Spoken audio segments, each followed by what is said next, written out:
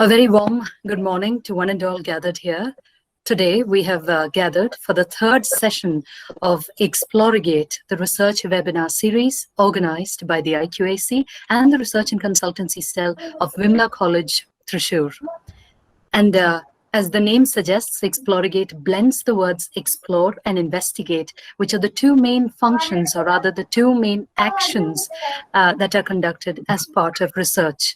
And it is our honor to have with us Dr. Sadashivan Shaji, who is a professor of Material Science, Postgraduate Division, Autonomous University of Nuevo León, Mexico.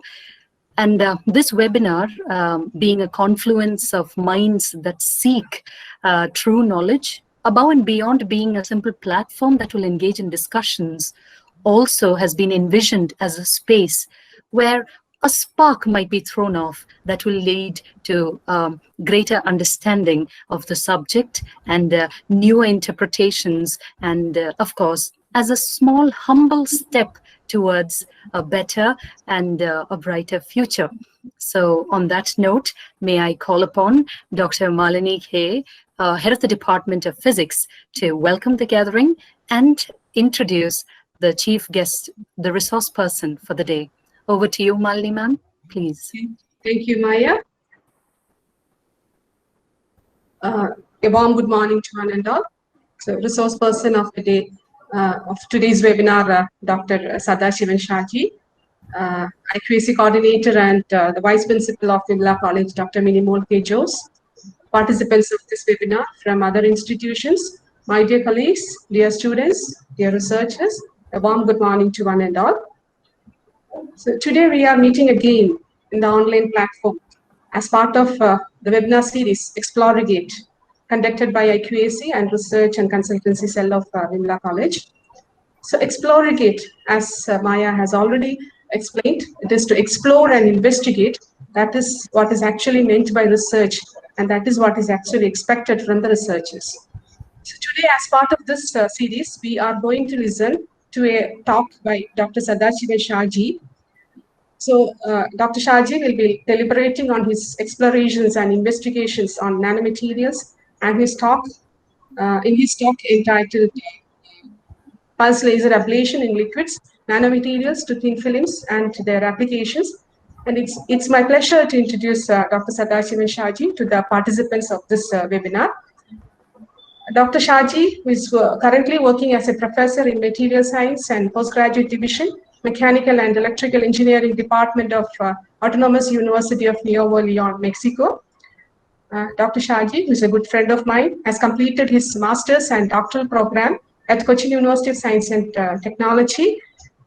After his doctoral degree in 2003, he has his postdoctoral program at various reputed institutions, including University of Missouri, St. Louis. And from 2018 onwards, he's associated with Nuevo León University, Mexico. And his main research areas include nanomaterials, pulse laser ablation in liquids, thin film solar cells, so on and so forth. With more than 100 research publications in reputed research journals, and he has nearly 1,100 citations to his research papers. His H index is 18 and has an ITEN index of 48. And he has also authored chapters in many books and have a large number of conference papers and presentations to his credit. With this introduction and with immense pleasure, I welcome Dr. Sadashivan Shaji to this webinar. Welcome, Dr. Shaji. Thank you very much for the invitation and the detailed introduction. Okay. I also take this opportunity to thank Dr. Shaji for sparing his valuable family time to deliver this webinar. Right now, I suppose the time at his place is 10:30 p.m. on Wednesday. So today, so thank you, Shaji, once again. So, and today on this webinar, we have participants from various parts of India. And I take this opportunity to welcome each and everyone present here in this virtual gathering. On behalf of the entire Vimla fraternity and on my personal behalf, welcome you all. And the IQAC coordinator and vice principal of Vimla College, Dr. Minimol K. Jose, is with us today. And she's the brain behind all the activities of the college, I would say. And on behalf of all gathered here, I welcome Mini ma'am to this webinar. And I also welcome all my colleagues, students, and all others present here to this webinar and wish them a very fruitful session. Once again, I welcome you all. Without much delay, I invite Dr. Sadashivan Shaji to handle the session. Welcome, Dr. Shaji. Thank you very much. Yeah, very good morning to you all. Muy buenos días. So that's in Spanish. Okay. So actually, I work in Mechanical and Electrical Engineering Department in Autonomous University of Nuevo León, Mexico. Here you can see a photo of our department.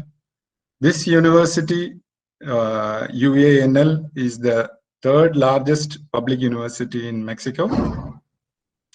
And in our department itself, we have almost 17,000 students for all like mechanical engineering, electrical engineering, material engineering, including postgraduate studies. And I started as a investigator, assistant professor job in this university in 2008. So here you mentioned that it is like explore and investigate. Yeah, that's what I'm doing so far. In fact, I have been through different continents throughout my career and reached exactly other side of the globe where you all are. That's why we have like nearly 10.5 hours difference. And as you know, I think you all heard about Mexico. We say it's a Latin American country, but it's actually part of North America, where we have border with the United States.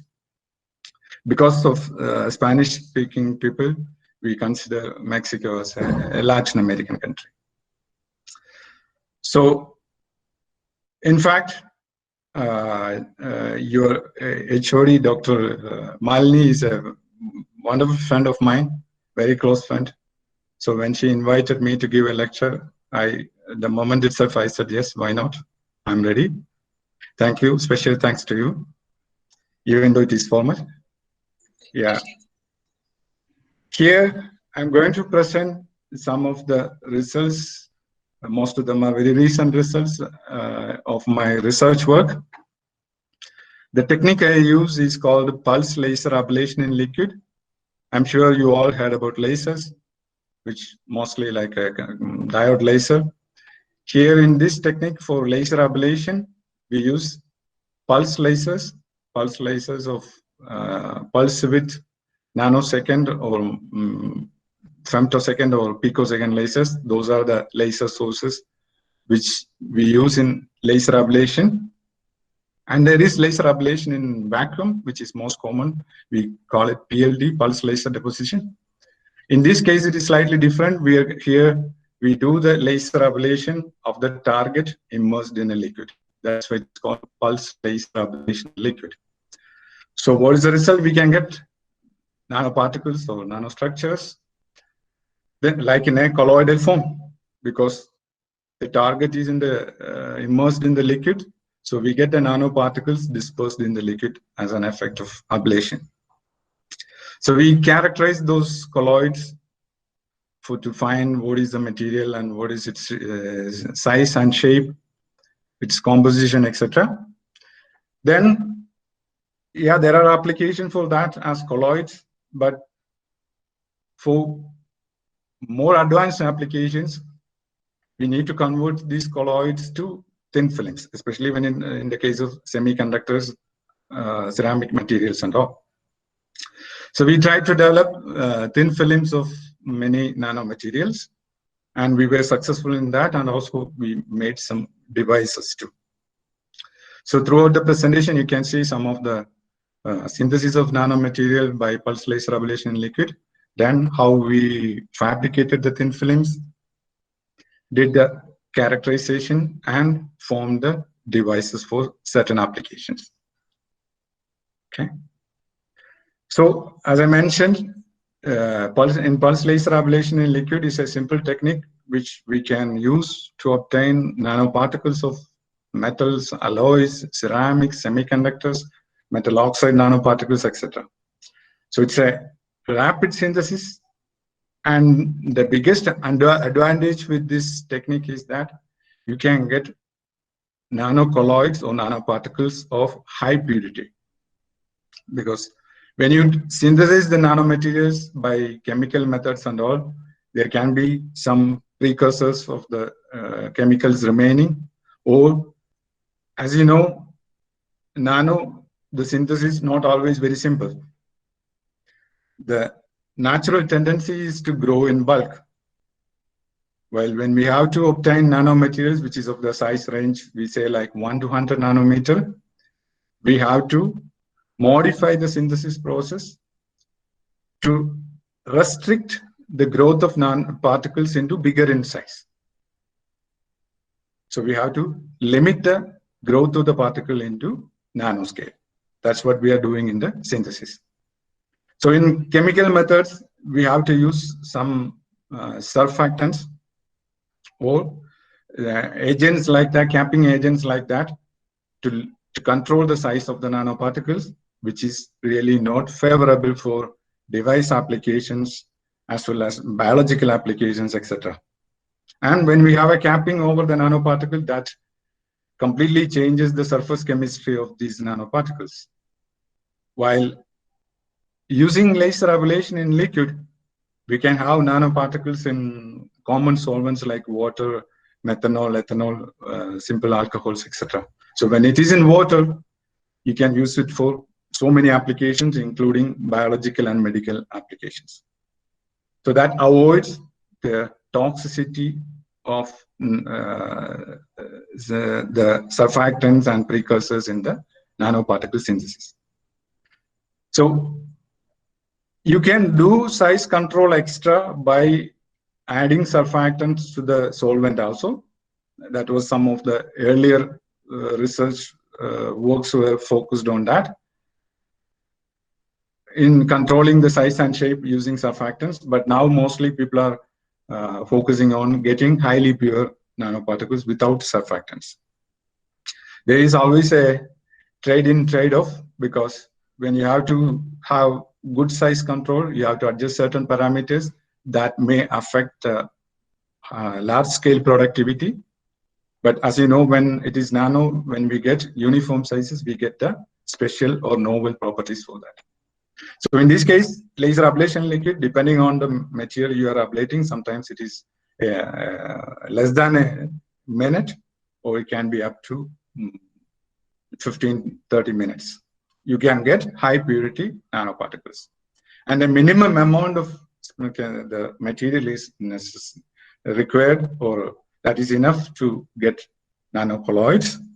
And there are flexibility according to different type of nanoparticles by choosing appropriate laser parameters as well as the liquid medium. So there is a certain mechanism in which how these nanoparticles are produced in laser ablation in liquid. So here we keep the target immersed in a liquid in a beaker. So for example, like you can have a coffee mug in which you take water, and you can use your gold ring or a chain immersed in that water. Focus the laser output from a pulse laser like ND-ARC laser, ND-YLF laser, or femtosecond Tie-Sapphire laser like that, or even excimer lasers. Concentrate the laser using a lens onto the target. You do the ablation, you get the nanoparticles in that colloid. So there are certain parameters. Some are the properties of the target itself and the solvent you use. And if you use a salt to dissolve in that solvent, that properties of that also will determine the size and shape of the nanoparticles. And particularly for laser parameters like its energy or energy per area fluence, what is the ablation wavelength, and the pulse duration, whether it is microsecond, nanosecond, picosecond, or femtosecond lasers. So once you keep the target immersed in the solvent or a liquid, and you focus the laser energy using a lens, once you start the laser, the ablation starts, and at the point where the laser energy is concentrated, it forms a plasma. So that plasma contains the atoms, molecules, ions, or radicals from the target material. So this plasma is of high energy, high temperature, etc., so that the liquid layer covering the plasma will get evaporated. So in pulse laser deposition in vacuum, that plasma expands free, while in this case, this plasma will be confined by the liquid medium surrounding. So the layer of the liquid closer to the plasma gets evaporated, and that causes the formation of a bubble. We call it cavitation bubble. So the formation of the nanoparticles takes place inside the cavitation bubble, and it expands, and after a certain time it collapses. So once it collapses, it shrinks and collapses, that causes the nanoparticles to disperse into the surrounding liquid. So that repeats. So the one way that is favorable in forming the nanoparticles, and in another way, that formation of the cavitation bubble reduces the efficiency of the ablation. So one limitation for pulse laser ablation in liquid is it's depending on the material also, sometimes it is of low productivity, especially when in the case of ceramic materials and all. And that can be avoided by different techniques that is already studied and reported. One university in Germany, the researchers together, they started a company called Particular.eu, where they use a high frequency laser and a high frequency scanning system, so that the first few pulses, laser pulses, will be ablating and forming the cavitation bubble. The next few pulses will be ablating another position in the target. So that avoids the scattering of the incident laser light by the plasma and the cavitation bubble. And they could obtain even up to 4 grams per hour productivity, which is a very high productivity. So in our lab, we use neodymium doped YAG laser, ND-YAG laser of nanosecond pulses, where normally we use a scanning system to move the target to avoid continuous irradiation at the same point. And in some cases, they use a recirculating system where you can recirculate the colloid. That enhances the productivity a bit more, but not like the high frequency laser and high frequency scanning system. So that recirculation system also we have used in our laboratory work. So during this laser ablation, there are different mechanisms involved. So when it is ultra short pulses of femtosecond or picosecond, we can say it is explosive ejection. It's kind of sublimation of the target. When it is nanosecond or microsecond lasers, it is heating and thermal evaporation. So we can use solid targets where it can be like for metals like foils or ceramic pellets or sputtering, like the target we use in sputtering, those kind of pellets also or targets also we can use. And we can also do ablation of microscale particles dispersed in a solvent. So we can use solid targets as well as powders dispersed in a solvent. So during laser ablation, yeah, the first interaction is between the laser pulse and the target. So there can be other interactions too. There can be interaction between the products and the liquid, as well as the products can be ablated again by the laser beam. And there can be interaction between the liquid medium as well as the target, and between the laser and target normal. And if it is a colored solvent, there can be some absorption and decomposition of the solvent also. So all these are type of interactions possible. So most of the cases we use transparent solvents to avoid the absorption of the laser light by solvent. And when we keep the target and do the ablation and the final product has the same composition as the target itself, we call it non-reactive ablation, means the product and the target is of the same crystalline phase. And when we have the product is different from the target material, we call it reactive laser ablation. So that we can do non-reactive laser ablation. For example, in the case of silver, gold, and that noble metals, we get nanoparticles like that. And if you ablate titanium in water, we get titanium dioxide. If you ablate zinc in water, we get zinc oxide like that. So there is reactive ablation as well as non-reactive ablation. So this is a schematic which we do of the experiment that we do in the lab. You have an Nd:YAG laser with two different wavelengths, 532 and 1064 nanometer. And two lasers are there. One got pulse repetition rate of 10 hertz and another got pulse repetition rate of 100 hertz. Both are of 10 nanosecond pulse width. We keep the target, hold it in a holder, immersed into the solvent, and sometimes we do horizontal irradiation or ablation. Sometimes we do a configuration vertical. Most of the solvents we use are distilled water, isopropanol, acetone, methanol, ethanol, and dimethyl formaldehyde. So this is a photo of the experimental setup in the lab, where you can see the nanosecond pulsed YAG laser, the model LQ929, from which we can get the fundamental output 1064 nanometer, and also we can get the second harmonic 532, as well as we have the crystals to generate the third harmonic and fourth harmonic. And we use a power energy meter to measure the laser power. And here we can see some of the results related to tin sulfide nanoparticles. Okay, but so when I started my work, I was working with metal nanoparticles, then switched to semiconductor nanoparticles also. So in this case here, I'm going to show you the results related to tin sulfide nanoparticles.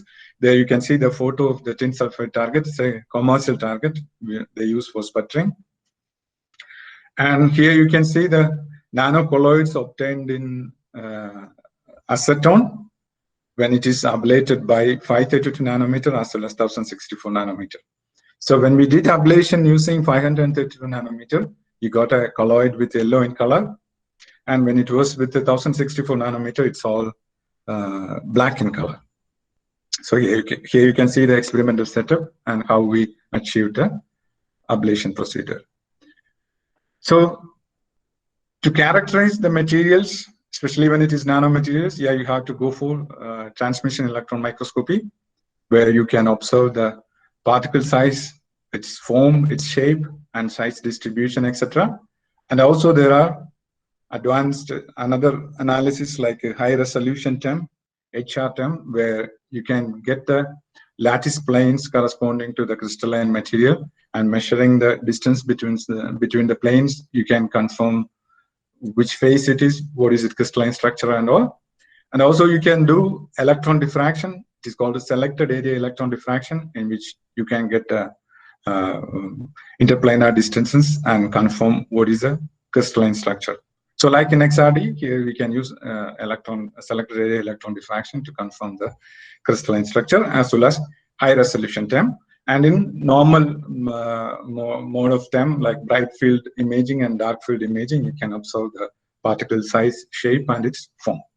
So here you can see when we used 532 nanometer, the green output, you obtained something like a change of nanoparticles, while it was when we changed to 1064 nanometer, the infrared wavelength, the most of the particles were spherical in shape, and all of them were from tin sulfide. So for further confirmation, we did X-ray diffraction analysis. I'm sure that you all are familiar with the X-ray diffraction, where we analyze the target, tin sulfide target, by X-ray diffraction, and nanocolloids were drop casted on a glass slide or silicon wafer and analyzed in XRD to confirm the crystalline structure of the nanoparticles. So here we confirm the same crystalline structure as the target. So then after making these colloids, we wanted to convert these colloids into thin films. So here you can see the target, and when we did ablation, using 1064 nanometer, you got the colloids in dimethyl formamide as well as isopropyl alcohol. In this case, the ablation was done by 532, so that's why it's yellow in color. So in dimethyl formamide as well as isopropyl alcohol, we got the nanocolloids of tin sulfide. Then we made thin films using spray deposition. Here you can see the photos of the films we obtained from isopropyl alcohol as well as the colloids in dimethyl formamide. And as usual, to confirm the crystalline structure, we did an X-ray diffraction analysis. The as prepared was of not very good crystallinity. When we annealed the thin film in vacuum at 380 degrees for an hour, the crystallinity really enhanced. Also, we have another technique called X-ray photoelectron spectroscopy, in which we irradiate, you keep the sample in an ultra high vacuum, irradiate the sample by an X-ray beam, and measure the kinetic energy of the photoelectrons emitted. So that technique is called X-ray photoelectron spectroscopy. From X-ray XPS or X-ray photoelectron spectroscopy, you can identify the elemental composition, you can identify which all the elements are present, especially on the surface of the sample. It is a surface sensitive technique which gives the composition of the sample in the top 10 nanometer thickness.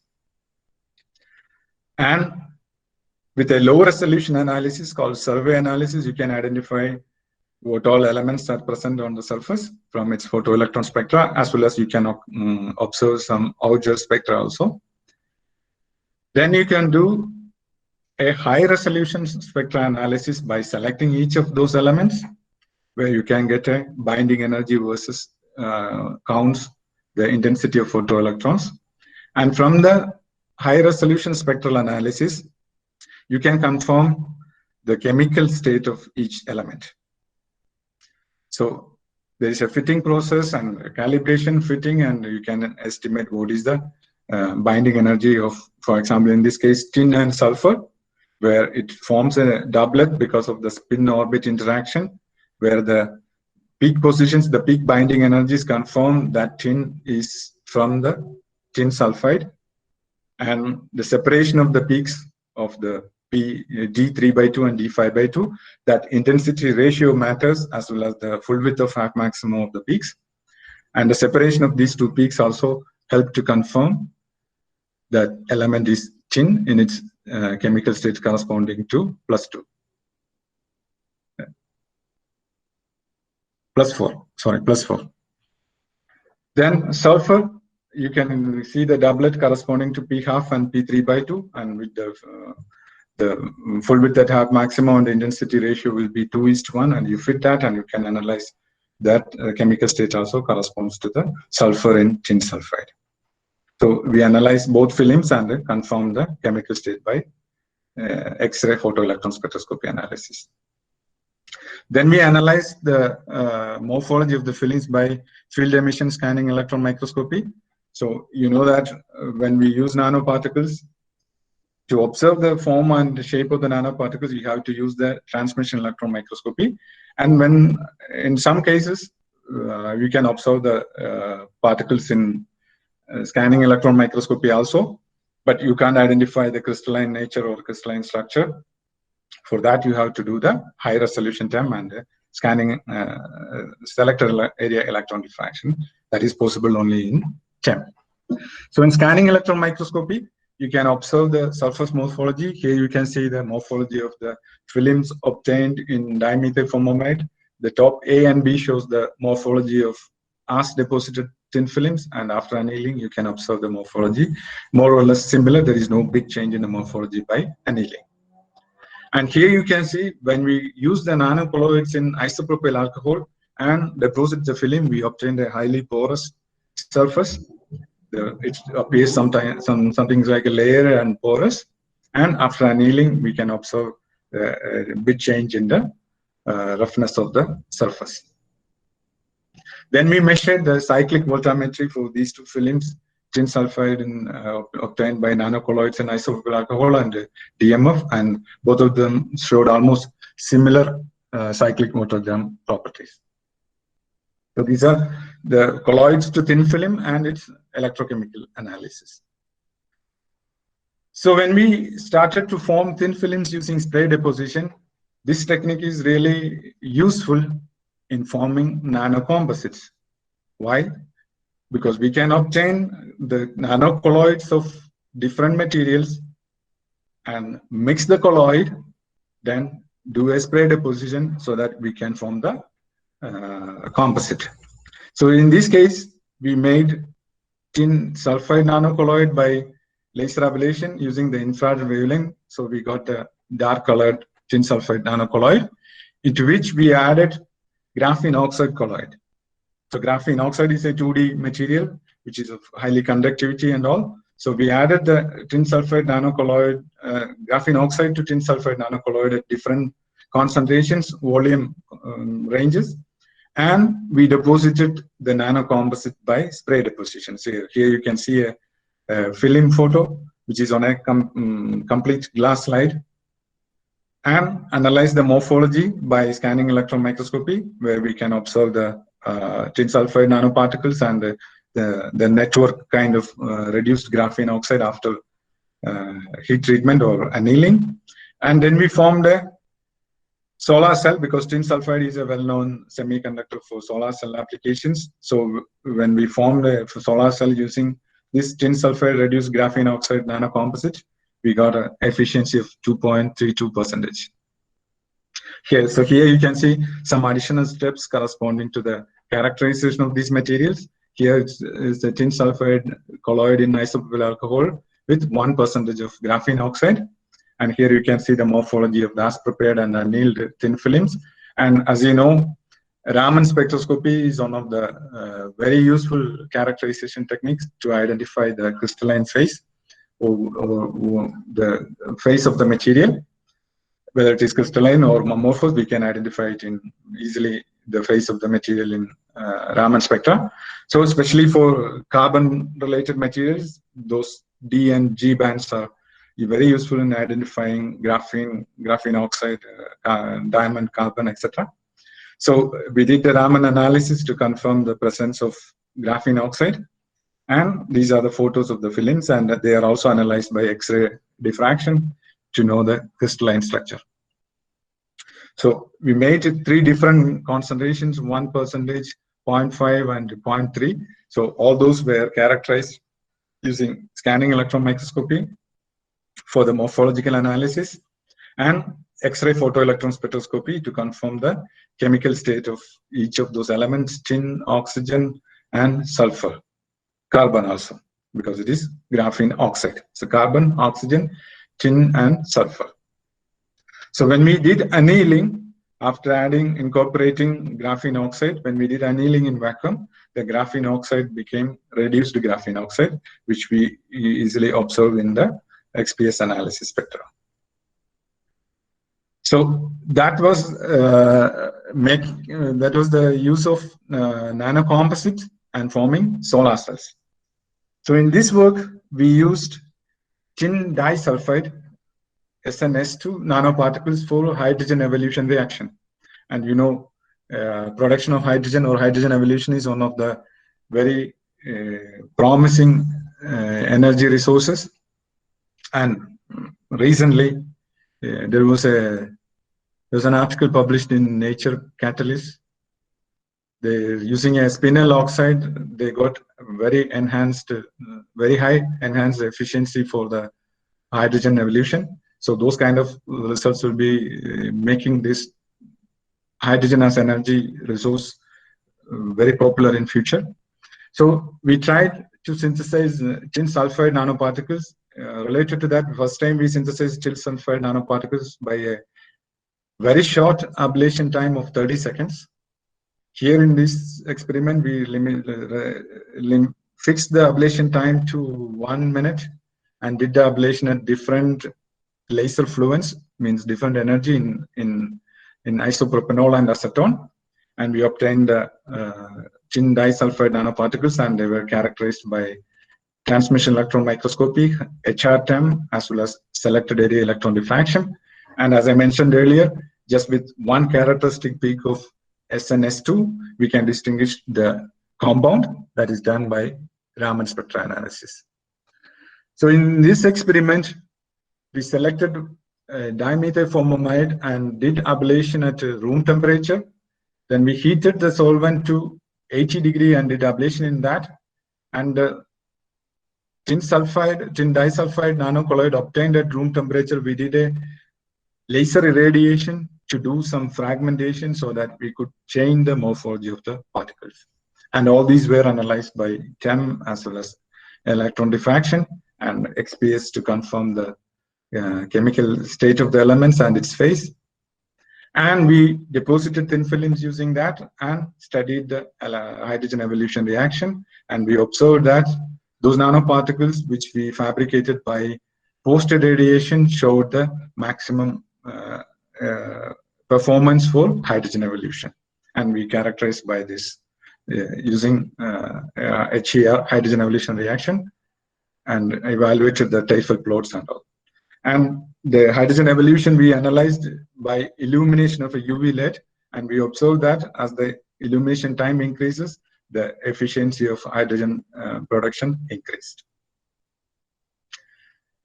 So we saw some of the binary semiconductors. Now this copper antimony sulfide is a well-known ternary photovoltaic material, which has a band gap closer to 1.5 electron volt, and which is it shows a high absorption coefficient and extremely stable phase. So in our group, we have synthesized copper antimony sulfide thin films by chemical bath deposition and thermal evaporation and made solar cells and all. So in this case, I did some ablation of commercial copper antimony sulfide target in different solvents using the 2 wavelengths, and we obtained nanocolloids. Then analyzed those nanocolloids, copper antimony sulfide in TEM, to confirm its shape and size. Here you can see in acetone, when we used the 532 nanometer, we obtained the spherical nanoparticles, smaller in size, while in infrared, it was also spherical, but more particle concentration as well as bigger particles were obtained. So when we change to dimethyl formamide, again, there is a change in the form of the nanoparticles and shape of the nanoparticles. And as 1064 infrared wavelength, we got spherical nanoparticles and more productivity.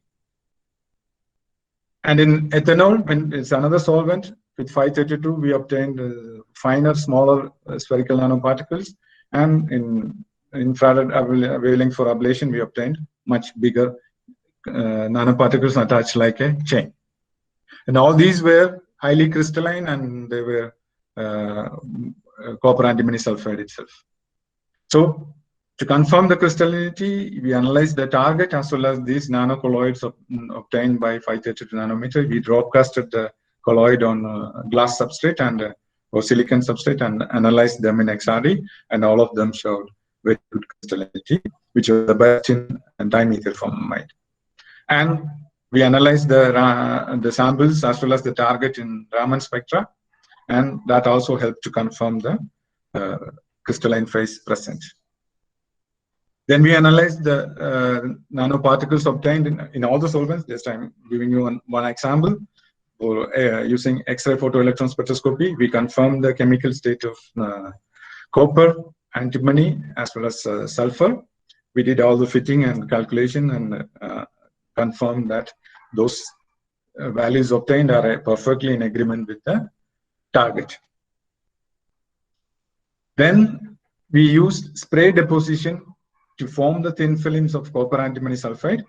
Here you can see the colloids deposited on glass by spray deposition, and the films are also analyzed by Raman and XPS. And we measured the optical absorption spectra of the films and used tau plot to evaluate the band gap. It was very close to 1.5 eV itself. And to form a device, we formed a solar cell using the spray deposited copper antimony sulfide, and initially we got a very poor efficiency, and when we incorporated a antimony sulfide like an intrinsic layer, we got efficiency improved up to 0.65%. So that's using copper antimony sulfide nanocolloids, we could form a solar cell. So those were some of the results related to photovoltaics as well as electrochemical sensors. And here you can see recent work on titanium dioxide.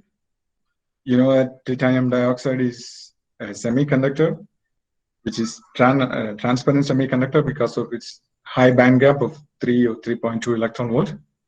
Because of its high band gap, it won't absorb the visible light. It absorbs only UV. So TiO2 is widely used as a photocatalyst. It has many other applications. It is used in dye-sensitive solar cells, perovskite solar cells, paints, sunscreen. So many applications are there for TiO2. So in one of the limitations for TiO2 in photocatalysis is that it can absorb only the UV range of the sunlight or UV sources only. So if you take the sunlight, the UV range is less than 3% of the entire sunlight spectrum or visible spectrum. So there are many studies trying to dope TiO2 with other metals or metal oxides or making composites and all to improve the absorption or extend the absorption to visible range or band gap tuning to visible range. So in this work, we synthesized black TiO2, means that this titanium dioxide itself, it absorbs visible light. That's why it is appearing as dark, and we call it black TiO2 by laser irradiation of white TiO2 in water. So this work was done by a master student. You can see her photo there, and she presented that work in an international conference. It's called Angel. That conference is particularly focusing on laser ablation in liquid, and it's once in every 2 years. And in 2018, it was in France, and she presented that work, and she won the best poster prize in that conference. So it was like a very proud moment for me because there were participants from 26 countries all over the world: India, Japan, China, USA, Canada, Brazil, entire Europe, because it was in Europe. So my student, when the prize was announced, the first prize was for Veronica Nai, and it was a very proud moment for me too. So there were reports on black TiO2 by other processes. I think the first one was published in Science, where they did high temperature hydrogenation plasma treatment. And some other groups obtained black TiO2 by high temperature calcination in presence of hydrogen. And all those were either extremely high temperature, very long procedures, or they were of very less stability. So in our case, we obtained black TiO2 or completely modified TiO2, which can absorb visible light at room temperature, and that sample is very stable at environmental conditions, and that could absorb visible light. So here you can see some of the characterizations where the white TiO2 was mainly anatase phase. There are anatase, rutile, bruchite, different phases for TiO2. While it was a mixture of anatase and rutile, while the white TiO2, the major phase was anatase and the minor phase was rutile. As you can see, as irradiation time increased, 30, 45 minutes, 60 minutes, 75 minutes, and 90 minutes, there was a phase change. The anatase phase decreased and the rutile phase increased,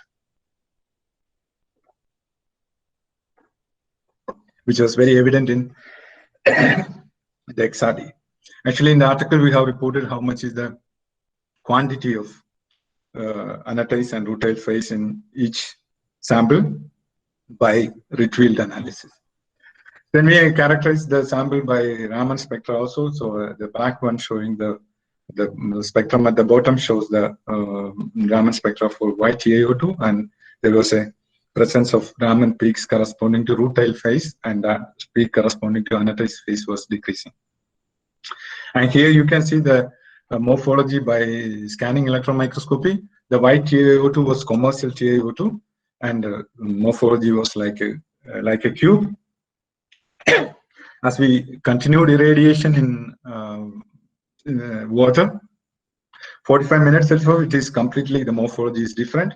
It is spherical, and as time increased, some of the spherical particles were excuse me, increasing in size. It was growing bigger and bigger, and after 90 minutes, we obtained mostly bigger spherical nanoparticles in the sample. And here you can see the diffuse reflectance spectra, the black spectrum showing for the white TiO2 and the colored one for the modified TiO2. And when you measure the absorbance spectra, converting the diffuse reflectance to absorbance, you can see from 400 to 900, there is no absorption for the white TiO2. It absorbs close to UV and below that, while in that entire range, that black TiO2 is having absorption of visible radiation.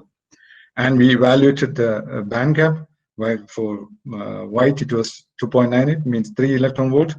As the radiation time increased, there was a decrease in the band gap to 2.38 up to 1.8. And we analyzed these all the 4 samples using X-ray photoelectron spectroscopy to see there is a slight chemical shift in the peaks corresponding to titanium and oxygen, because this TiO2 black contains some unsaturated TiO2. It can be TiO or Ti2O3, so that, or hydrogenated TiO, so that causes a small chemical shift, where we plotted the derivative of the XPS peaks and where the shift was clearly evident, corresponding to the irradiated nanoparticles compared to the white ones. And the valence band energy also showed a shift compared to the white TiO2. So with that black TiO2 results, we really opened a new area of research, that we can irradiate particles dispersed in a solvent and change its morphology and optoelectronic properties. So here we can see certain results related to cobalt oxide nanoparticles by dispersing cobalt oxide powder in water and irradiation by laser. And we made composites of zinc oxide with cobalt oxide. And on all these cases, we formed the thin films to do visible photocatalysis, or photocatalysis using sunlight. So here you can see the commercial cobalt oxide powder. It was black in color. When we dispersed in water and did laser fragmentation by 532 nanometer, we obtained a stable nanocolloid, which shows the color different from the initial particle color because of the change in morphology and size. And then we deposited thin films by spray deposition, and here you can see the photo of the films. And the nanoparticles obtained after laser fragmentation were analyzed in transmission electron microscopy. And in the right side, there you can see kind of nanorods is for the morphology for the cobalt oxide, commercial cobalt oxide. And after fragmentation, it is all converted into spherical particles. And the films we deposited by spray deposition. So the SEM A and B shows the as prepared films, and C and D shows the morphology of the films after annealing at 250 degrees.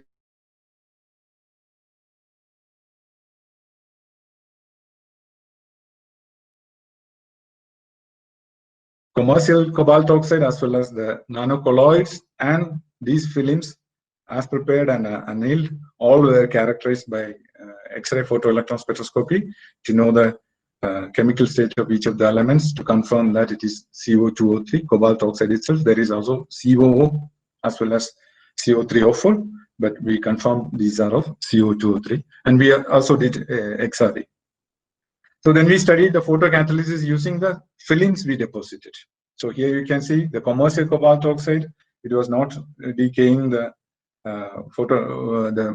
dye completely. When we used the as deposited film, it was improving the for photocatalytic properties or the dye decay. And when we use the 300-degree annealed sample, that showed the best photocatalytic dye decay. So in photocatalysis, if we have films prepared, we can just insert the films into the pollutant solution or the dye solution. And once you finish the photocatalysis, you can just remove the film like that. If you use nanoparticles like a powder form, you have to disperse in that. And after the experiment, how are you going to really filter them out? How are you going to remove the nanoparticles from the water or any other solution you are using? There is a big question. But when we use thin films, you don't need that much of concentration of the particles, and you can cover a wider area, and you can do repeated cyclic photocatalysis. In the next results, you can see that, and you can remove the films after the photocatalytic experiment. So here you can see again a nanocomposite where we use zinc oxide with cobalt oxide. So we varied the different ratio of cobalt oxide, 10%, 12.5%, and 20%. You know, zinc oxide is also a well-known semiconductor, which is also a photocatalyst and all. It is also used in solar cells and laser, luminescent devices, etc. So here you can see that gray colloid is the cryo-milled, because we mixed this and did a cryo-milling to have the particle size smaller, and the cryo-milled powder is dispersed in water. You can see that gray solution. Then we did laser irradiation using the 532 nanometer, and the colloid is greenish in color. Once you dried the powder, that's also green in color. So here you can see 10%, 12.5%, and 20%. Then we analyzed the morphology of cobalt oxide as well as zinc oxide using the SEM.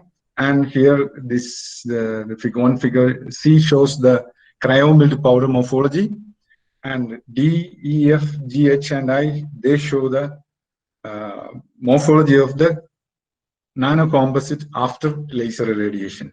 And we can observe that, especially at 20% of cobalt oxide, we obtained nanoflakes, which was again verified by chem analysis. We obtained flake kind of structure for the shapes for the nanocomposites, and they were highly crystalline and containing zinc oxide as well as cobalt oxide. And as in other cases, we did the XPS analysis, and we did something extra in this case. We did a XPS mapping of the 2 millimeter by 2 millimeter areas, 2 millimeter by 1 millimeter area selected on the sample. So you won't see in general this XPS mapping. Mostly what you see will be EDAX mapping. So in this case, we did the XPS mapping to confirm the distribution of the active oxygen on the surface, while in 20% CO2 or 3 nanocomposite, there was more active oxygen on the surface. That was helpful in showing a cyclic, stable photocatalytic activity for the nanocomposite.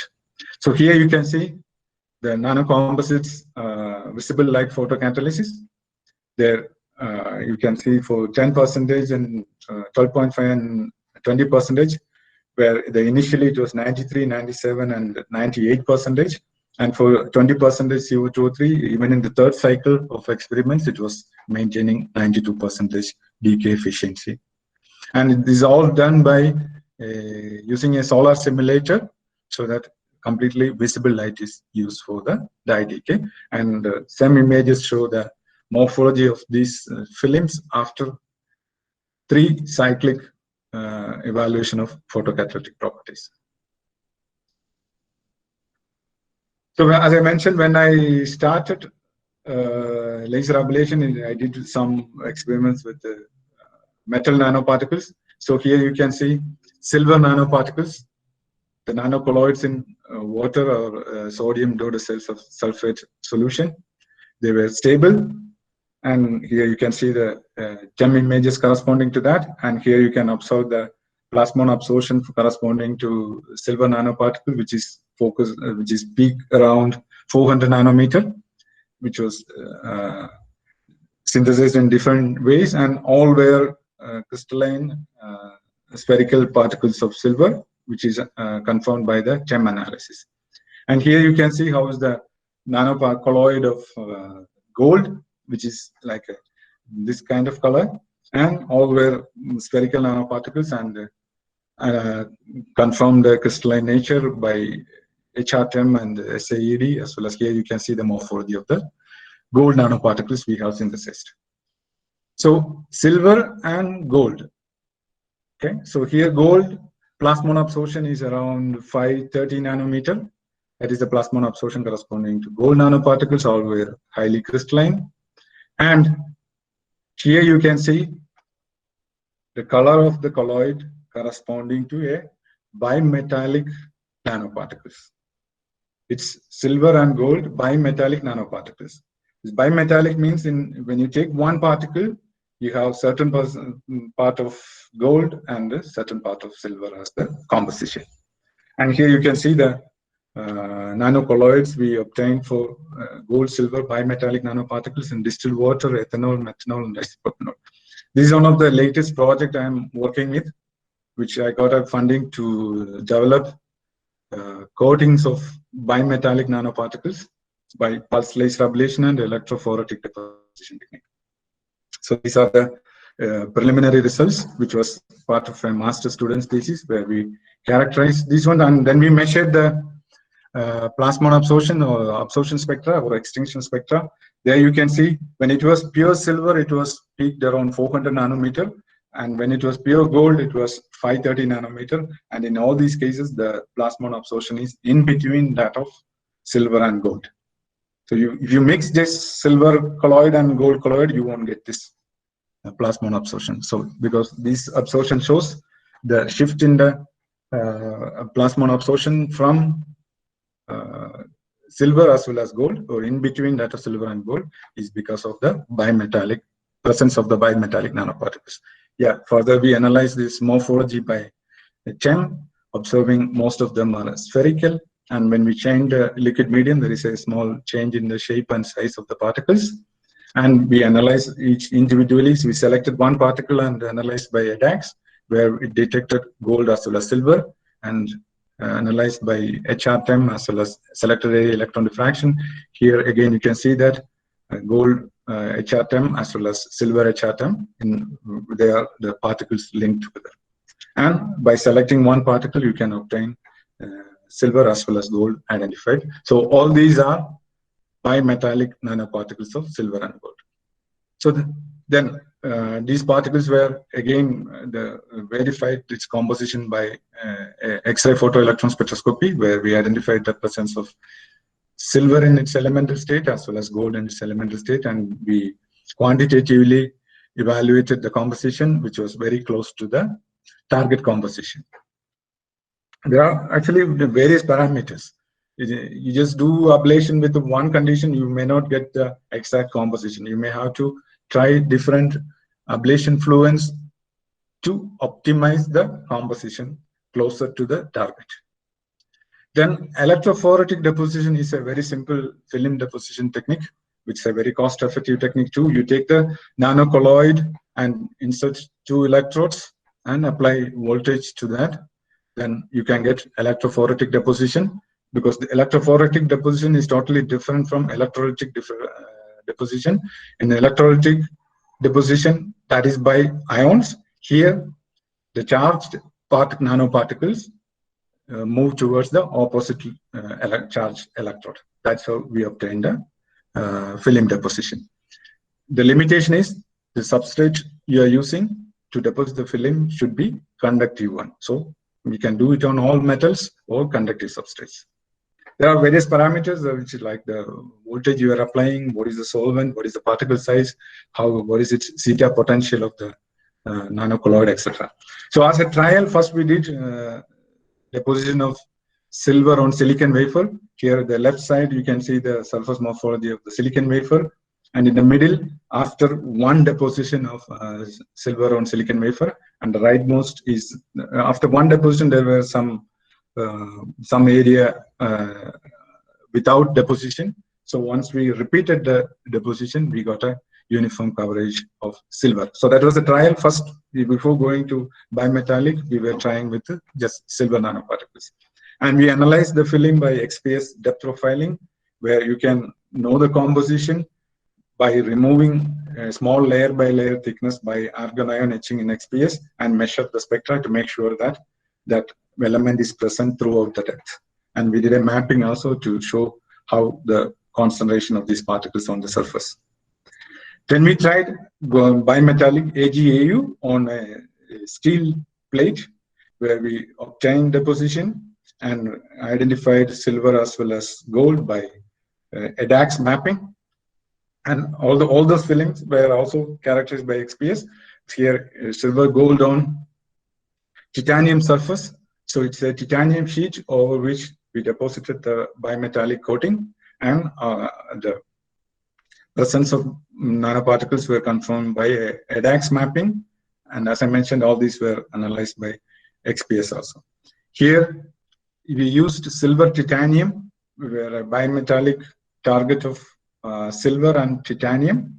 And here you can see at the bottom the aluminum sheet before deposition, and in the top you can see the surface of the aluminum sheet after deposition.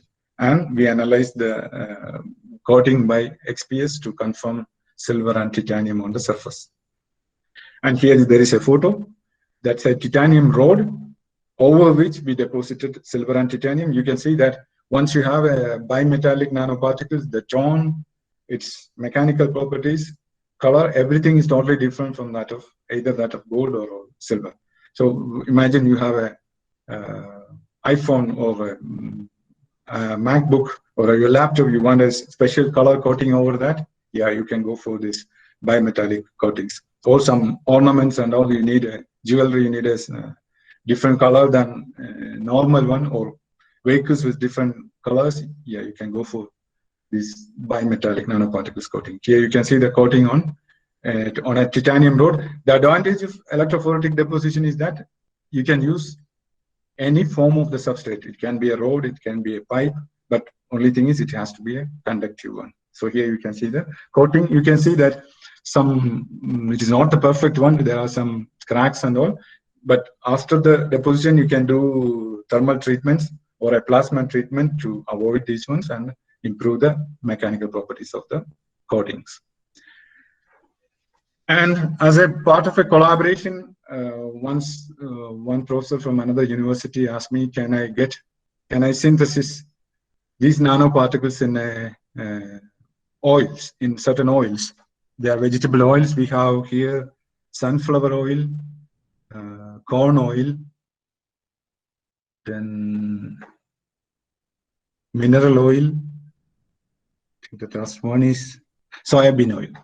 Okay, so the bottom one are the nanocolloids of silver titanium, and the top ones are silver at different ablation time in all the those kind of oils.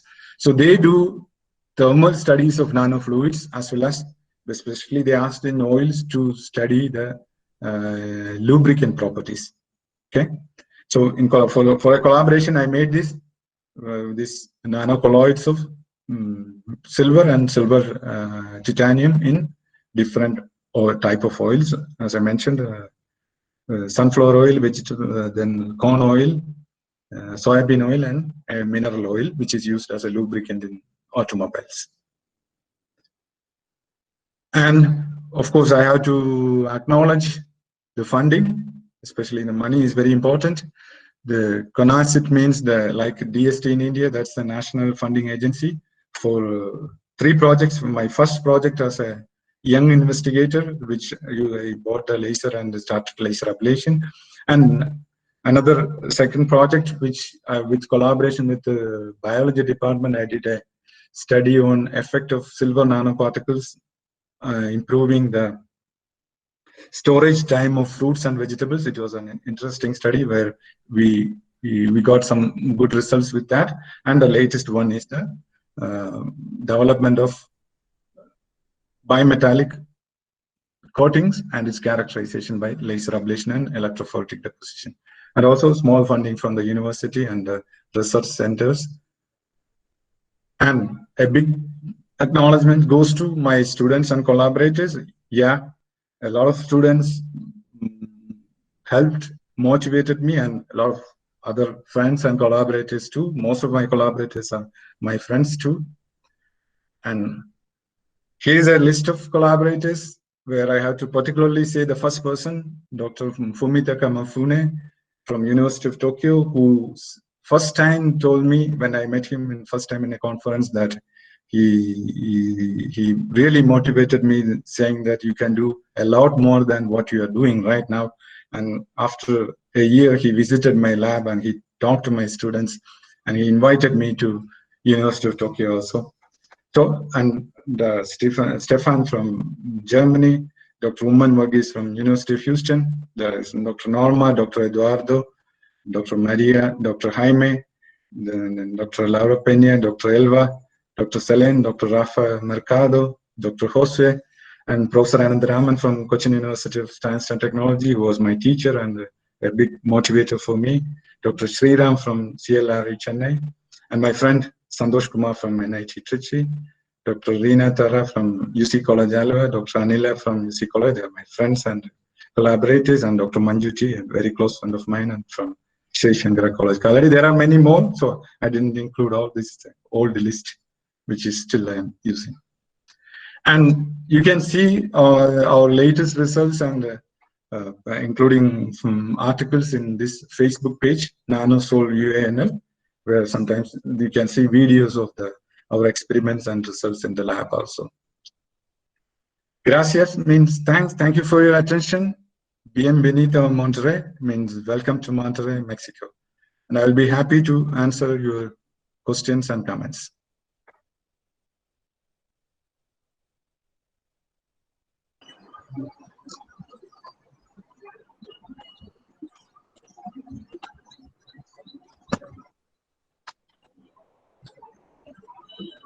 Hello. Hello. Yeah, by the time the participants' questions, let me ask you some questions, Shaji.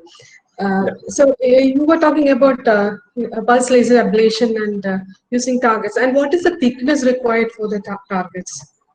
Usually, when you do the experiment, minimum thickness. We're requiring some minimum thickness for the sample, right? If the target is, for example, like when you use metal targets, we get it's like very thin sheets of few millimeter thickness. Okay. When it is ceramics or other solids, if the target is very good, because when we immerse the target in the liquid, it has to remain stable during the ablation. Okay. It should not break up. So if it is like sintered and a very good target, 5 mm thickness is enough. If it is a dense sample, it is 5 mm is enough. 5 mm thickness is enough, and if we can get like 1.5 to 2 centimeter diameter, it would be very good. Okay. And you were telling about cryomilling process for changing the cells. And what is the temperature that you usually do, and how do you do that, the cryomilling process? It's like, I think you have used the ball milling unit, right? Yeah. Yeah. Similar to that, with it's in a chamber with the liquid nitrogen filled. Okay, liquid nitrogen temperature. Yeah. That's what I did with colleagues' help. Okay. And one more thing I just want to know. You were talking about bimetallic alloys and the films made of these bimetallic alloys. What are, other than the decorative applications, is there any other technological applications you were talking about? Sure. Because these can be of new surface enhanced Raman sensors. Okay. They can be antibacterial coating. They can be coating for the hospital tools, surgery tools, etc. And it can be of new thermal and mechanical properties. Oh, okay. There's so many. Lesser corrosion and depending on how well you get the coating and how much you improve the properties. A lot of scientific as well as technological applications. That's why. Okay. So Let us see any other question arises. Otherwise, I would request you to, there are more youngsters, the undergraduate students and postgraduate Yeah, students are these yeah, participants. I'm open to any question or comments. Yeah, That's okay. yeah. And I would like to, by the time the question arises, I'd like to ask whether you can brief them about the possibilities of doing higher studies and in your institute, as well as how to approach, how to proceed further if they are aspirant researchers, if they want Okay. to do. In fact, in Mexico, there are a lot of opportunities for doing doctoral studies.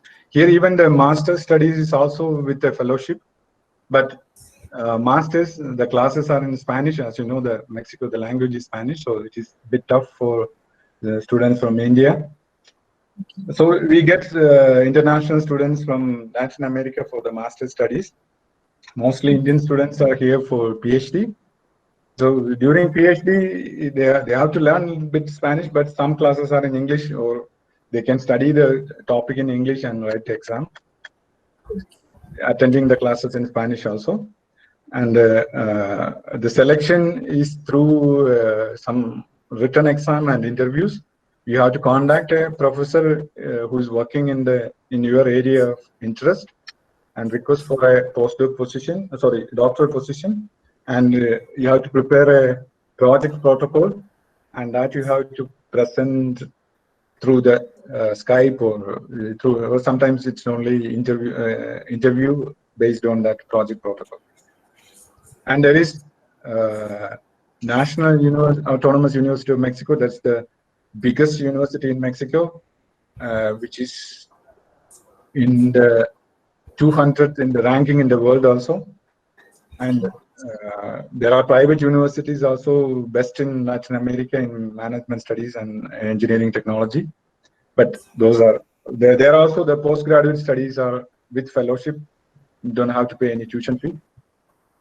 And there are some national labs on optics, national labs on material science, national labs on chemistry and materials, energy related. Many national labs are there. There are like, I think, 17 or 20, nearly 20, and they have different campuses too.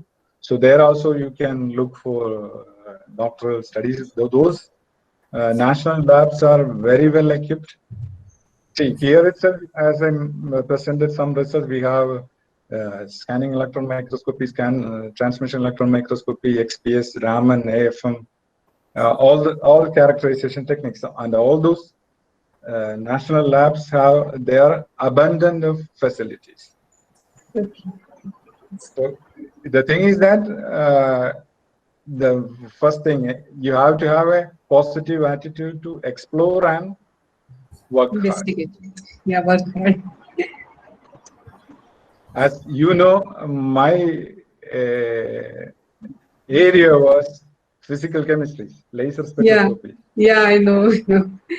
From that, I started to explore nanotechnology, and I started to teach nanotechnology. So the course I am teaching here is Fundamentals of Nanotechnology, and another course for postgraduate is Material Characterization by Spectroscopic Techniques.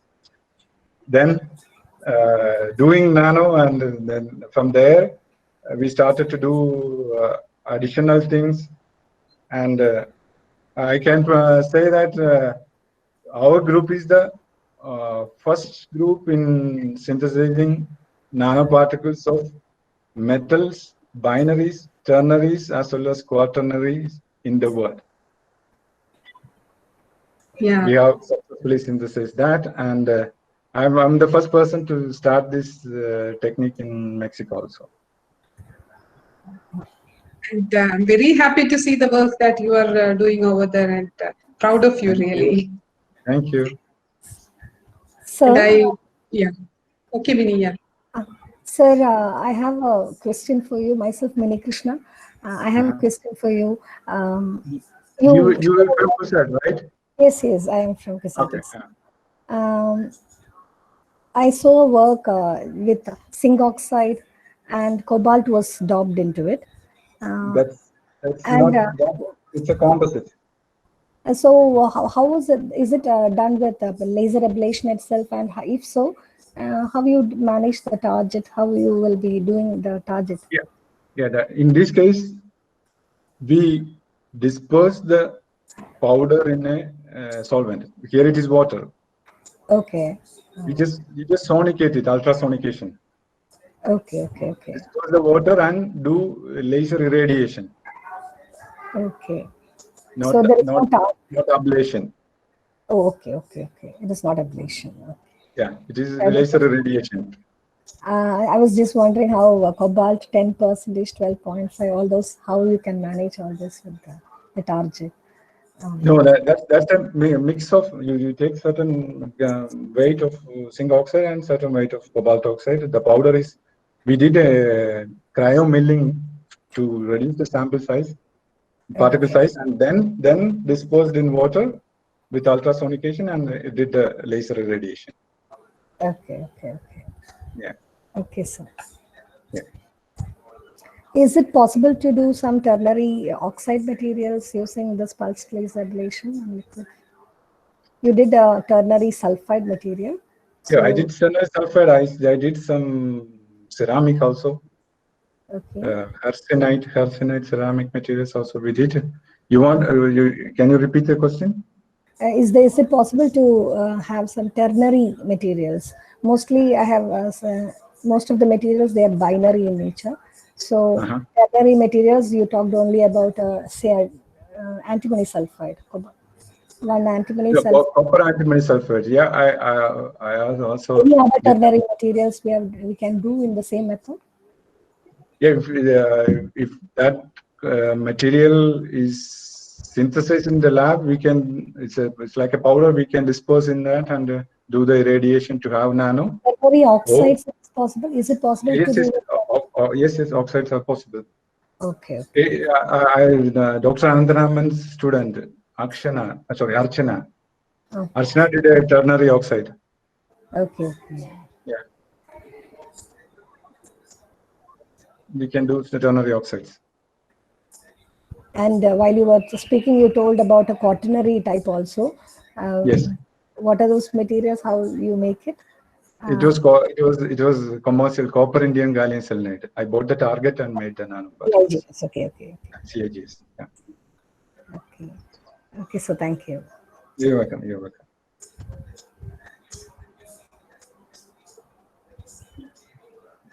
So, Mali ma'am. Yeah, I think there are no more questions in the chat box. And is Maya there? Hello. Yes, ma'am. I'm here, ma'am. Yeah, Maya. Okay. Yes, ma'am. So we have been intellectually engaged by Dr. Sadashivan Shaji for the past 1 hour with his presentation, and it has been enlightening, and I'm sure our target has been met of being a platform that would give rise to thoughts and ideas.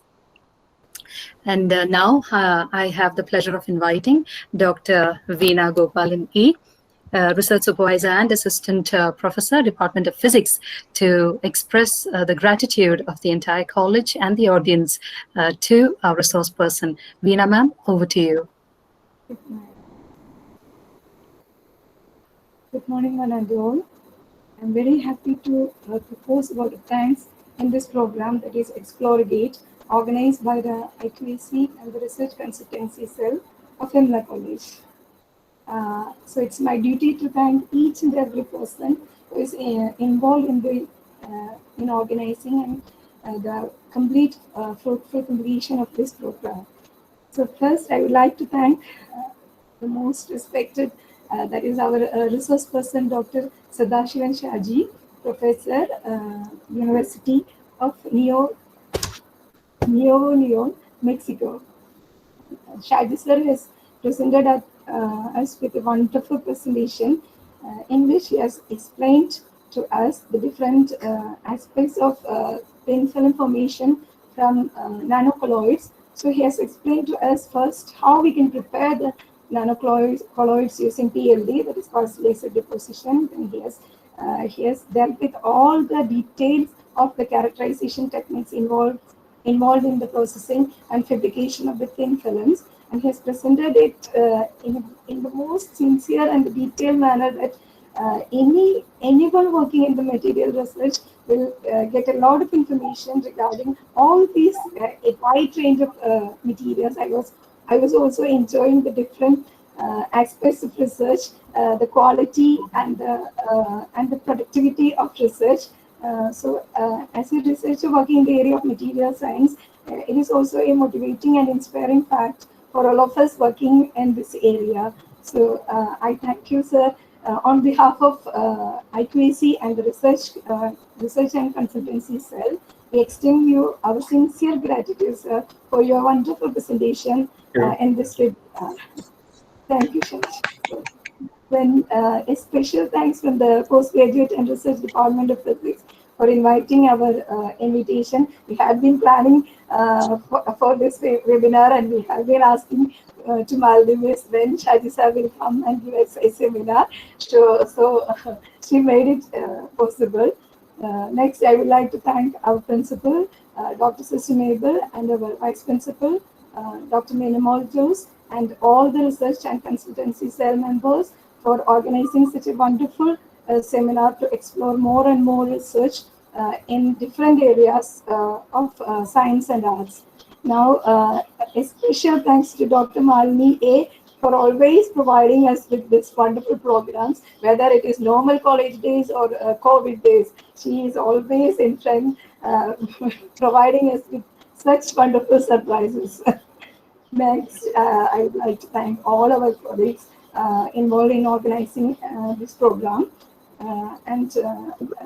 Not but the least, but I would like to thank the beneficiaries of this seminar, that is the participants. As a person who has completed research in QSAT and who is always interested in research, this is a lot of information. There is a lot of information provided to all to explore and investigate. Each slide is a lesson for you. So explore and investigate on these ideas. I hope you all are benefited, inspired, motivated, and hope you all will explore and investigate the information you have been provided with. Once again, I thank Dr. Shaji, sir, for this wonderful and informative session provided to us. Thanking you all once again. Thank you. Can I say a few comments? Yes. Yes, sure. I was very reluctant to call Dr. Shaji sir because Yeah. Here there is no sir. Here it's all the name. Okay, sometimes the students they call, okay, Dr. Shaji. That's it. No sir, nothing. And everybody is very friendly. That's really different. And especially when Malini Chechi, she was our gang leader. So when she asked me to give a talk, I can't say. Thank you so much. No to that. Shaji, don't reveal the secrets here. Maya and others are sitting here. My students are here. So don't say I am a gang leader and all. So, we cherish, we don't meet each times, but we cherish our moments and we are in touch always. Definitely. So that was very wonderful. And something I learned through my voyage, because you saw that in my presentation there was nothing like a big introduction and you didn't see any conclusion. Nobody has.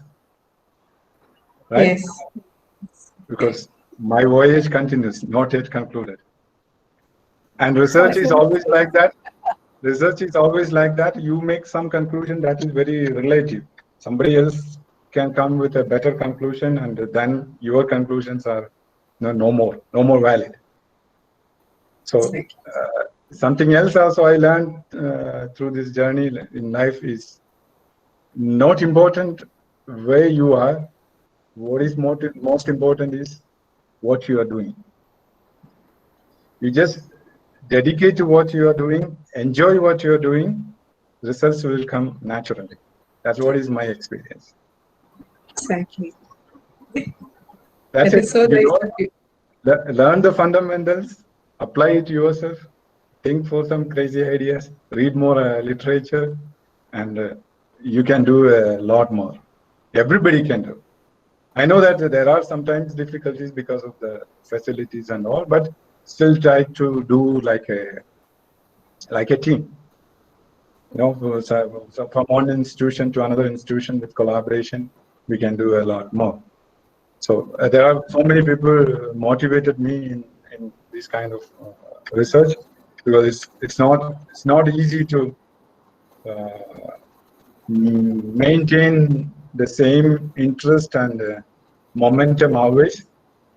Sometimes you feel depressed too, but you have something to overcome, probably with your family, with your friends, or sometimes with your own students. When you discuss new things and finding new results, the day will be different. So it was very happy to see you all, and thanks that you all attended my lecture with so much patience. And Thank I you, hope Shaji. And I think it is going to be the next day at your place. It's it's midnight. It's almost midnight.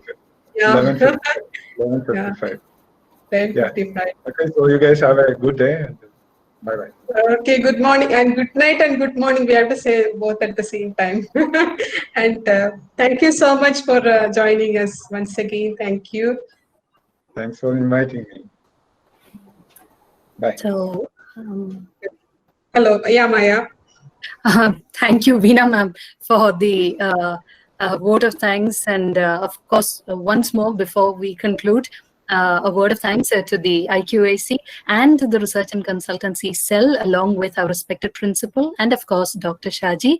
And as Sir rightly said, I wanted to leave a comment about the meticulously prepared presentation. And I had noticed that Sir did not have a very, the usual conventional conclusion. So as Sir rightly mentioned, you gave us the essence of Explorigate, Sir. If I can use the word with the permission of all the physicists present in the gathering, I would rather say that this is an academic continuum. I hope I'm using the word the right way. So to be a part of it, it is our fortune, good fortune, to be able to gather online today. And that has been made possible by science. And of course, a word of appreciation to the Department of Physics, one of the star departments of our college, Malini ma'am, and the Faculty of Physics Department. Congratulations. And By the way, I would like to share, Shaji, that Maya belongs to the Department of English and one of the stars in our college. I could see that star is shining. Yeah. Thank you, sir. You're welcome. Okay, so good day to one and all, and sir, to you too. All the very best. Thank you.